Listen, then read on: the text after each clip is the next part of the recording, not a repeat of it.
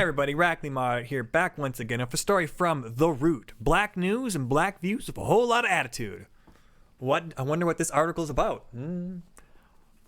Can Supreme Court Justice Clarence Thomas actually be stopped? The first black male on the Supreme Court. Why do the left hate him so much? I don't understand it. No, I'm lying, guys. I do understand it. It's because they hate his politics. They don't hate his identity. They hate his politics. If this guy was progressive, they'd love him. They'd suck his D all day long.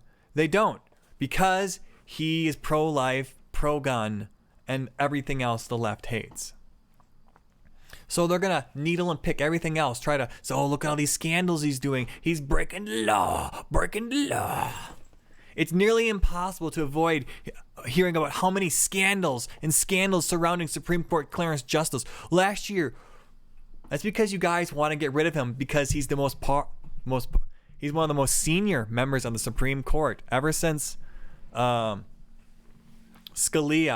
passed away, Clarence Thomas has been kind of filling his shoes. And it's not been good. It's not been good for the these people, they would always shit on Clarence Thomas too. Why doesn't he ask any questions? Why doesn't he say anything? Is he dumb? Does he not understand the topic?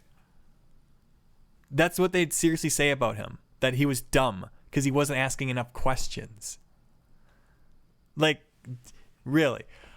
Probably what was happening was Scalia was asking questions that, and then when Scalia asked the questions, doesn't he already hear? Why you have to ask the same question the same way? So, now that Scalia's gone, Clarence Thomas has been saying and acting a lot more in the Supreme Court, and the left utterly hates it because his rulings are super conservative and based. Last year, we were knee deep in the news that his wife was a little too close to people, leading an insurrection. In the several weeks, we've learned that his cozy financial relationship with a top Republican donor, which Thomas later defended. Oh, you see, you can't be friends with somebody your whole life and that person becomes a millionaire. And then you become a judge. And then you remain friends with him? You can't do that anymore.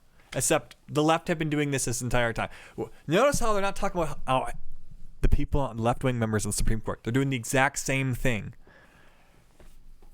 And if it's such a scandal, why don't they make it illegal for members of Congress to do the same thing? No, listen to this.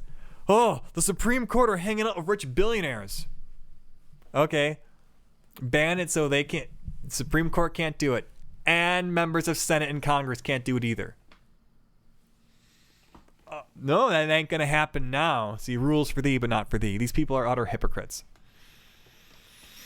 The question with Thomas isn't whether another scandal will break them, will break out, but when. Now they're really just showing their hand. I didn't even read this article yet. I didn't even know it was going to be this bad. Second paragraph. We don't know if there's going to be a scandal, but we know we're going to make something a scandal in the future. That's utterly what they're saying right now. We will make we will make a mountain of a molehill in the future. Guarantee it. So we can just guarantee have to ignore it in the future. They really shouldn't be saying this type of stuff. However, despite his frequent appearances in the headlines, we have yet to see a real movement on effort to rein him or other justices in. But that could change. Over 30 progressive groups and several Democratic lawmakers, including Representative Ayanna Pressley, is launching a massive push this week calling for structural changes to the Supreme Court.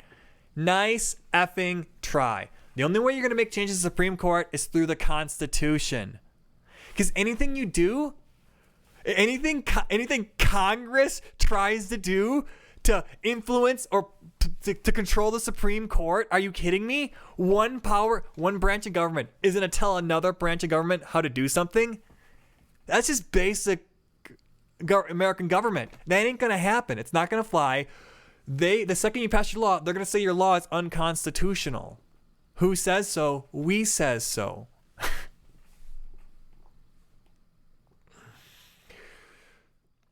So, if you really want to control the Supreme Court, you're gonna need a constitutional convention of the states.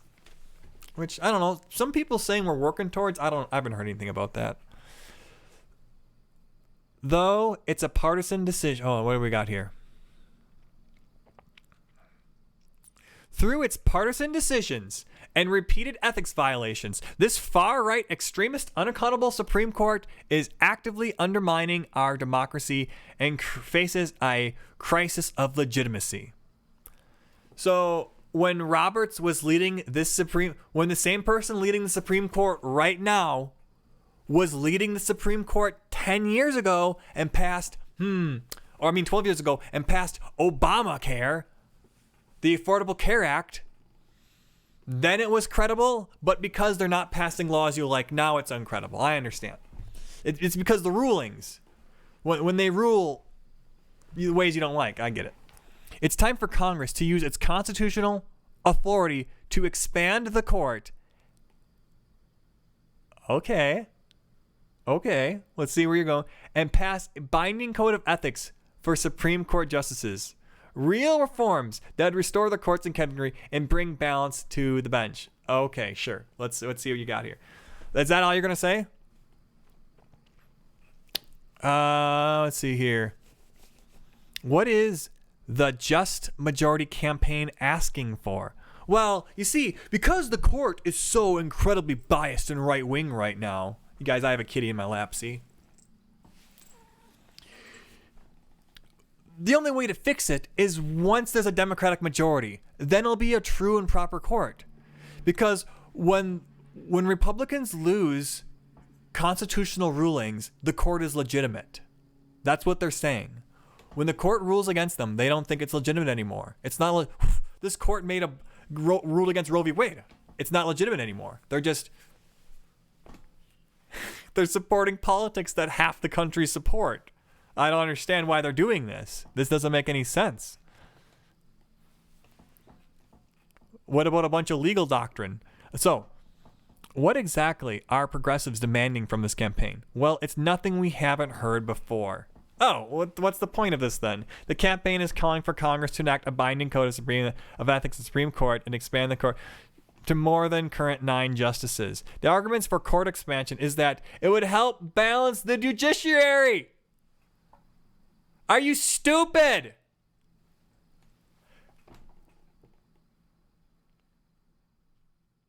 The court, it's like a teeter-totter. It goes, sometimes it's a conservative court, sometimes it's a Democratic court, and sometimes it's balanced.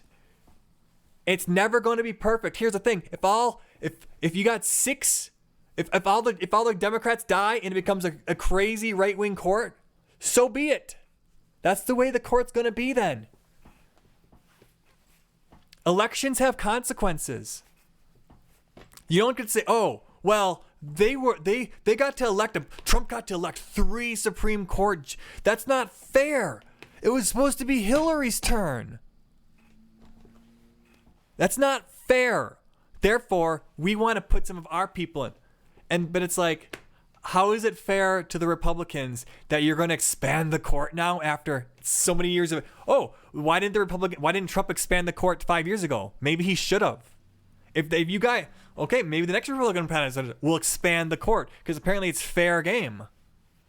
And in their eyes, a balanced court is 9 conservatives and 3 Democrat justices. It's all in the eye of the fucking beholder. These people are they don't understand that their hypocritical ways will bite them in the ass so bad. It's infuriating. It's infuriating, man.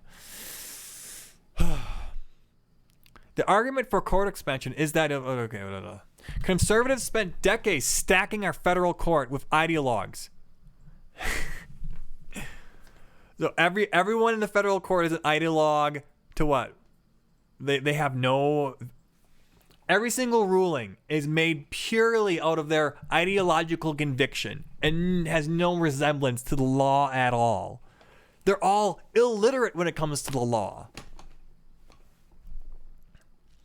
But it was the work of Trump and Senate Republicans that dealt a major blow to our freedom.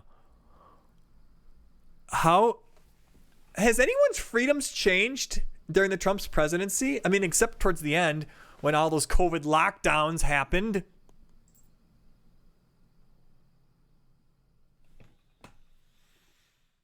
our freedom when they rammed through a Supreme Court supermajority. Oh my God, it's a supermajority now. That's already taken away constitutional right to abort. There is never a constitutional right to abortion, or they wouldn't have taken it away. You idiots.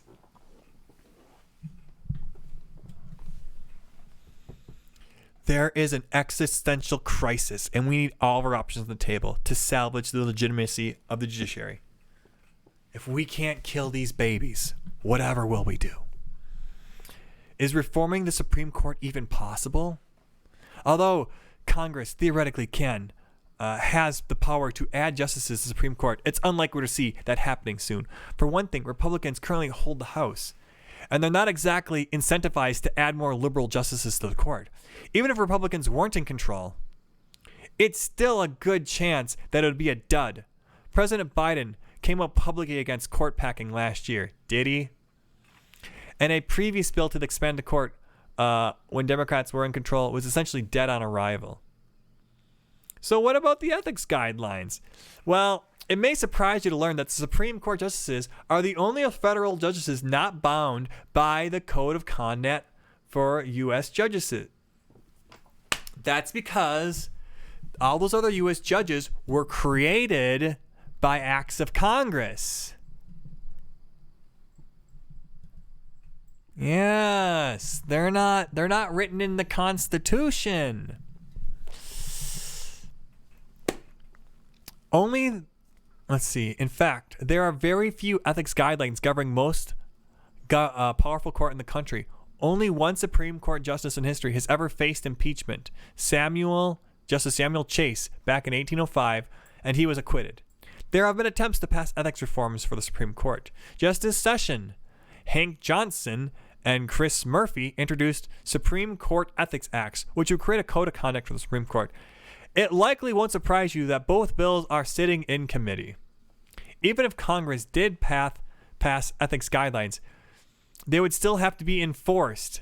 And if the current situation of Thomas, who may have already violated loose ethics guidelines, is any interdiction that Congress is willing to step in, enforcement could be challenging. Let's see here. Anything else you guys gonna say? Nothing. What do you guys think of this article? I think it's a whole lot of copium and seething going on here. They're just really mad that the Supreme Court is making decisions they don't like. Sorry, man. I really hated that the ACA was found constitutional. I hate that me being forced to pay for health insurance counts as a tax, and therefore we can force people to buy goods and services they don't want. If it's because health insurance is a tax according to the Supreme Court's shitty ruling. But hey, I mean, I guess that's everyone's got opinions they don't like from the Supreme Court, right? Maybe I should just grow. Hey, what do you guys think? Leave a comment, subscribe, like down below. Radically Moderate over here.